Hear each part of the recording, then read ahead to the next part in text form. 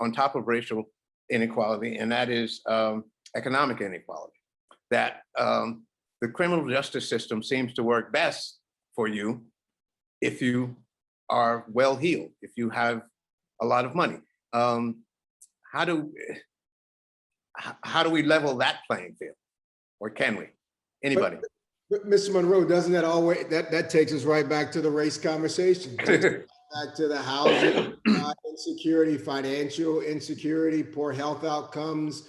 And James Baldwin, I think, said it best: people are trapped in history, and history is trapped in them. You know, if we talk about the Trayvon Martin, George Zimmerman, stand your ground, one of those people did not have a right to stand their ground because America did not see that as their ground, right? So undoing this, I think, really requires us to think radically in all these spaces: criminal justice, housing, banking, because there's so many things that feed into the particular narrative, and even some of the compliments that are passed from time to time. People talk about Black folks as having superhuman strength, or being able to take more punishment. That's not a compliment.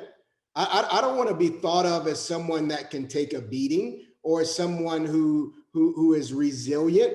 That resilience, as it's often used, is used to make Black folks subhuman, and to say they can take on more pressure.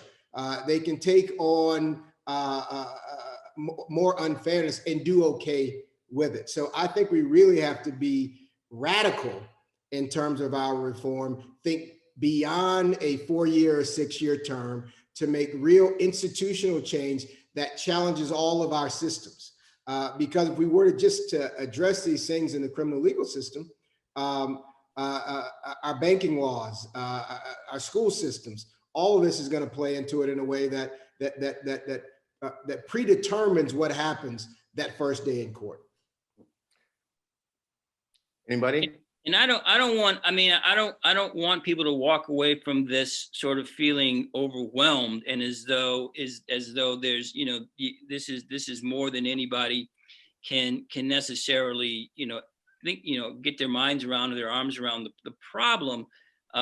Because I, you know, while I do think that, you know, at NDS we talk about it sort of from the womb to the tomb, when you're talking about all of the sort of, you know, things that happen from, you know, differences in prenatal health care, through, you know, food deserts, through housing insecurity, through, you know, and you can go on and on and on, you know, inability to gain access to education, or being, you know, the being behind in terms of, you know, almost out of the gate, being behind in terms of educational opportunities and employment and transportation, and all of those things can leave you sort of feeling overwhelmed. But I really want people to know that you know, and I guess we'll get to a call to action at some point, but really, you know, there is a roadmap, and there is a way, and it does have to do with understanding, really being in a position of understanding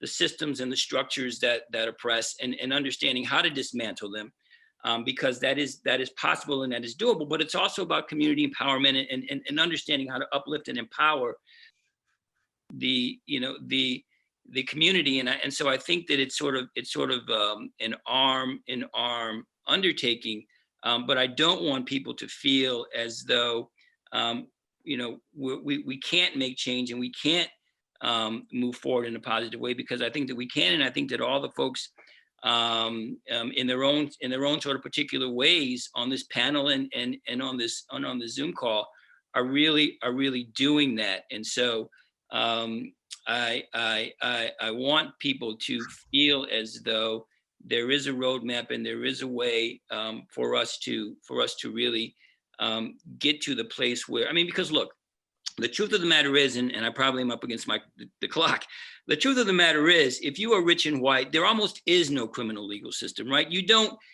experience it, you don't feel it, you don't think about it, it doesn't really exist. And if you somehow contort yourself to get caught up in it, then you are generally able to get out of it as well, unscathed, without the collateral consequences and without all the other things that happen to folks who are not rich and white and get caught up in the system.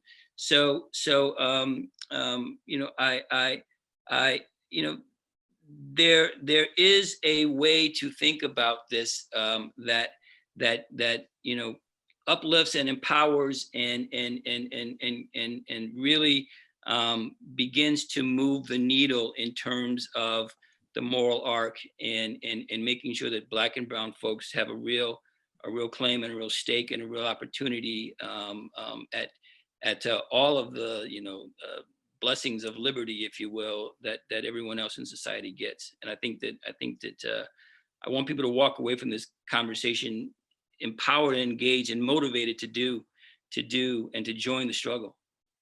Which